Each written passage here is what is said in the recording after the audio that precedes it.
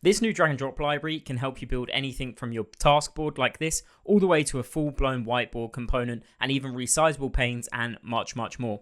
Even better, it's been fully battle tested. It was built by Atlassian and used on products like Trello for over a year now, so you know it's been used by millions of users and it's extremely performant. Even better, it works on any tech stack. Let's take a look at pragmatic drag and drop. So jumping into their documentation here, we're going to look at some of the examples here, and then I'm going to show you in code later how we can use 3 functions and that can make our site have a fully functional drag and drop.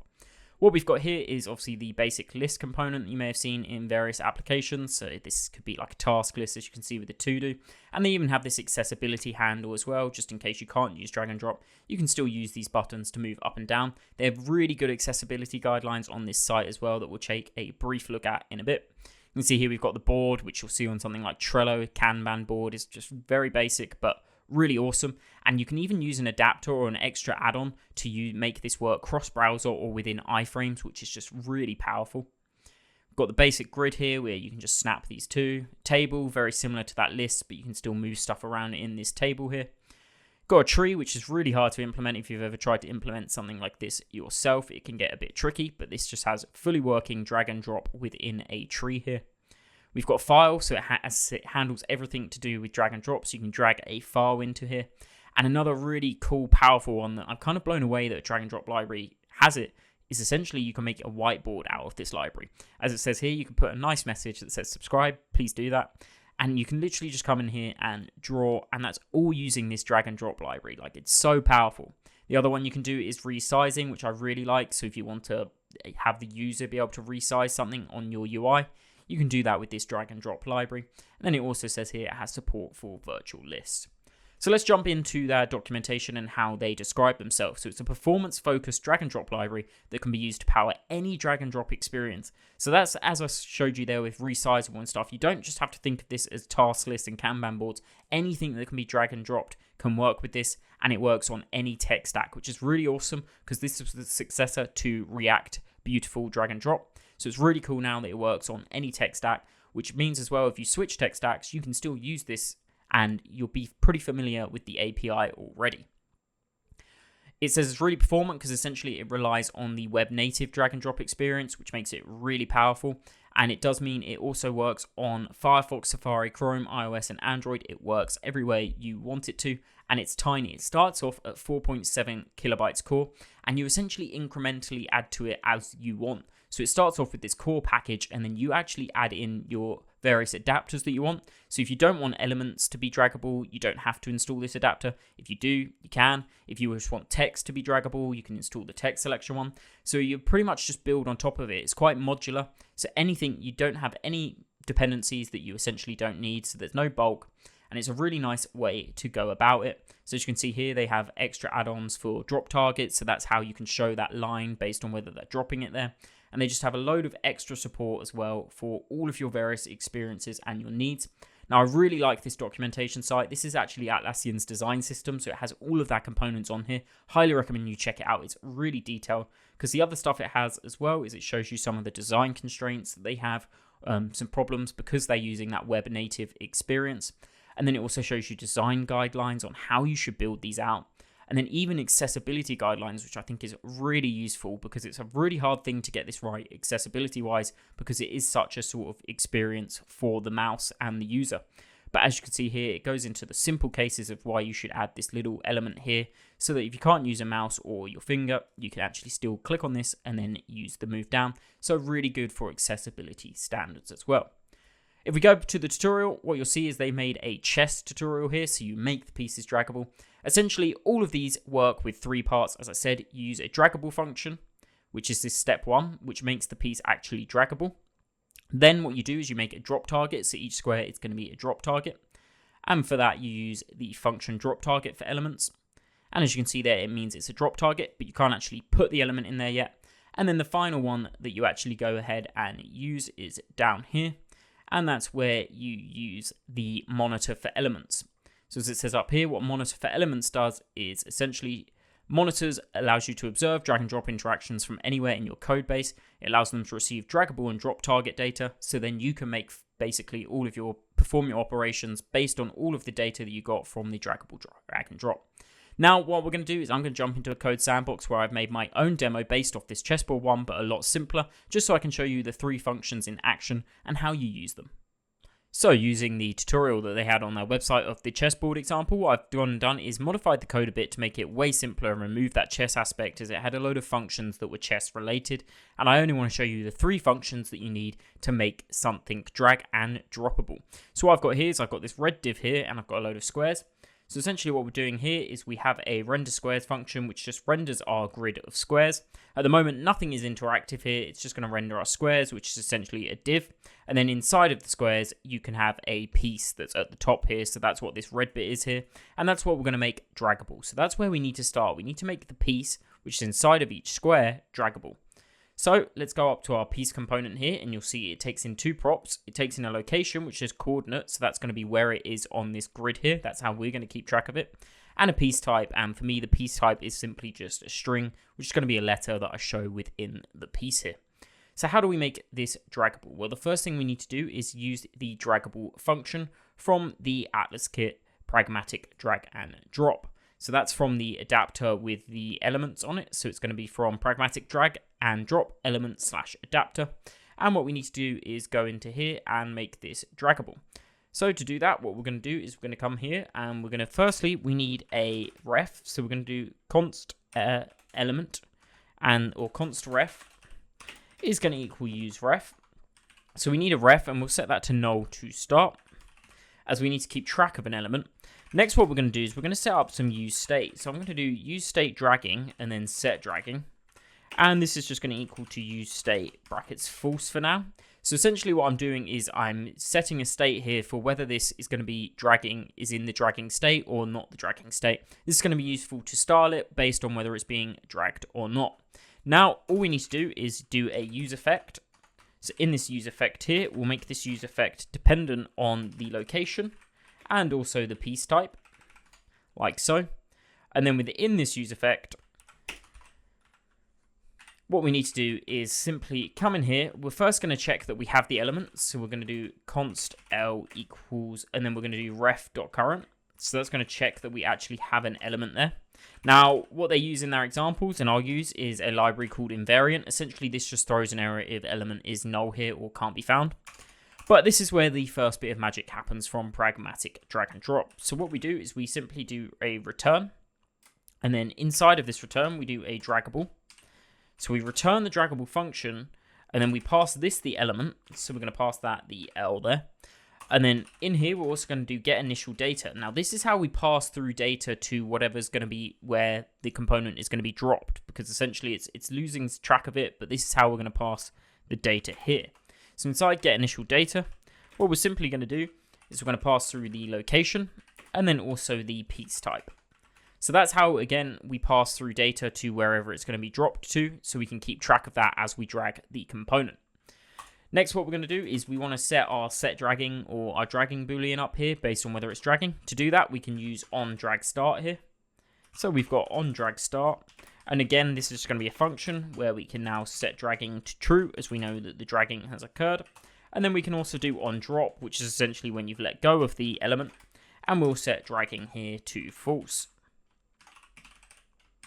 Now that we've done that, what we actually need to do is put the ref onto the component that we're going to want. So that's this div down here is where we're going to want to have our draggable component. And for that, I'm just going to pass through ref there as ref. And the other thing here is I'm going to change this to dragging down here in my styles. So essentially, if it's being dragged, we're going to minimize or make the opacity 0.4 to show that it's in dragging state. Now you can see there what we've got is we've changed the component so we can grab it and we can drag it here. But what you'll notice is we can't place it anywhere. So that's where we need to tackle our next bit and use our next function, which is going to be drop target for elements.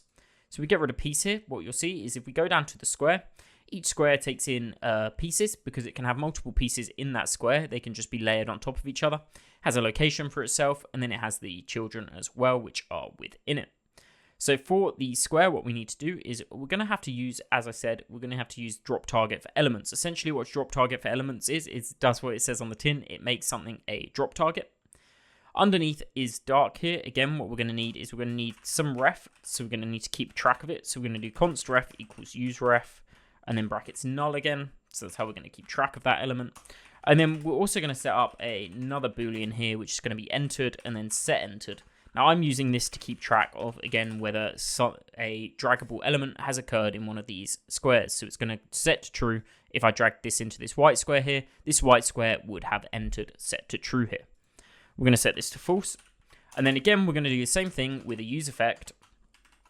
And then in this use effect here, what we're going to do is we'll set this dependent firstly on location and pieces.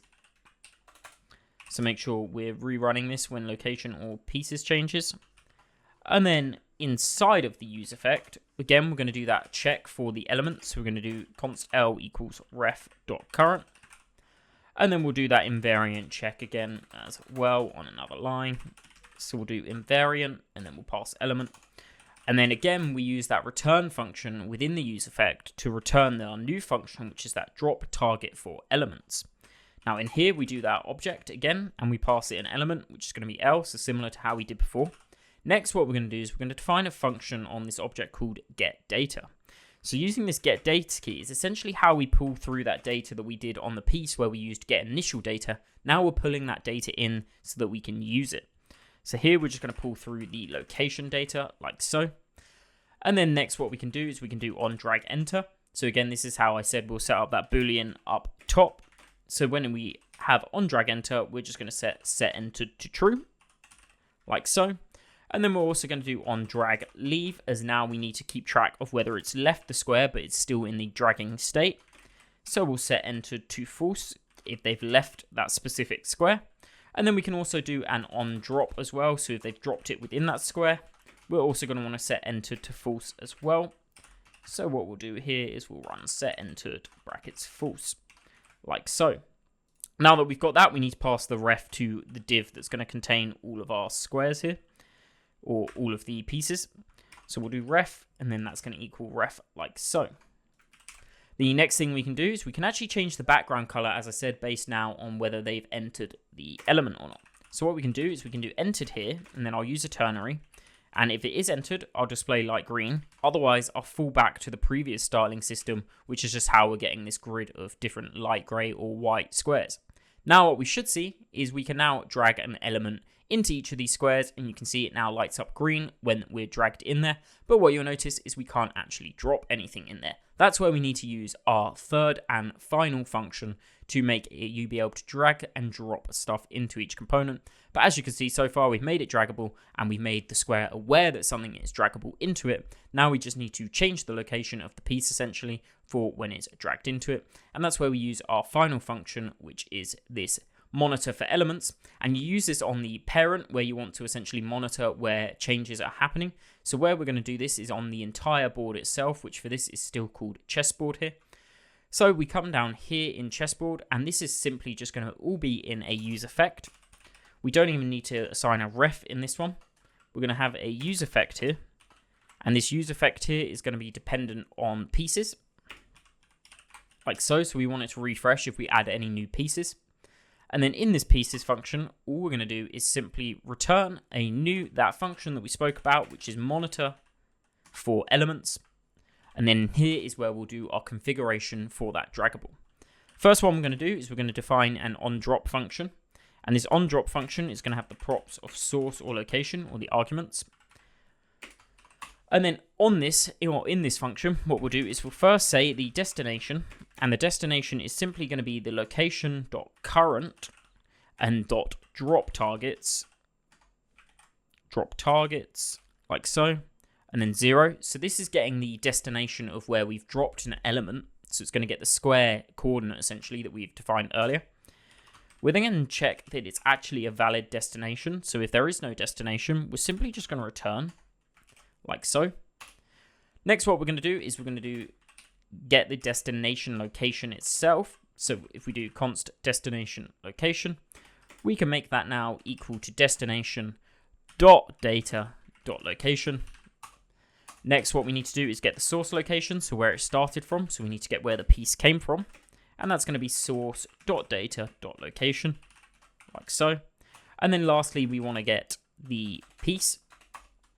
So inside of here, we now need to get what piece was actually dragged. To do that, what we can do is we can say const piece is going to equal to, let's get our list of pieces here. And we need to find a specific piece in here. So that's going to be piece. And now what we need to do is essentially check the location against various, or check the coordinates of the piece against all of the pieces. So what we can do here is we can say piece dot location 0. So that's going to be the first coordinate. And we're going to say if that's equal to the source location dot or bracket 0. So we're checking if this piece or the piece location that we're iterating over is equal to the source location, so the piece that we picked up. So that means we're targeting that specific piece, but we also need to check obviously if the second coordinate matches as well. So we can do piece dot location brackets 1 and then triple equals again there for source location brackets 1. And there we go, that should get our specific piece. Now that we have the specific piece that we're targeting, we also need to do a rest of pieces. So we need to get the rest of them without that piece in it. So to do that, we can simply set this to a filter function. So we can say pieces.filter brackets p. And then we'll say if the p isn't equal to the piece that we've just picked out. So essentially filter everything off of the list that is this piece. So we're going to get rid of this piece from the rest of pieces. So we have a list of piece. I'm saying piece a lot here. Please subscribe for how many times I've said this. Now what we can finally do is check that we've got everything and set the location of the pieces to change based on our new dragged entry. So to do this, we can say if we're going to make sure the piece isn't undefined first. So make sure we actually picked something up there. And then we're going to do set pieces. So we're going to change our array of pieces that we have set up here. And we're going to change that to a new array. And the new array is going to have a new piece on it, which is what we're going to define here. So this is now going to be piece.type. So we're going to use the same type for it. But what we're going to change here is the location. Instead of using that source location, we can now go in and use destination location. So we're changing that item because we've removed piece from rest of pieces here. So now we can just use the spread operator and return rest of pieces like so. Now if I go ahead and refresh that, what you should see is we could start to drag everything, although it looks like we've got an error here. Now there was an error when I dragged this. That's because I made a small typo here. We come up here and we change this destination location to destination.data.location and we refresh this. What you should see now is that everything is draggable. And as you can see there, we had those 3 letters and it spells out sub. Again, if you've made it this far, please do subscribe.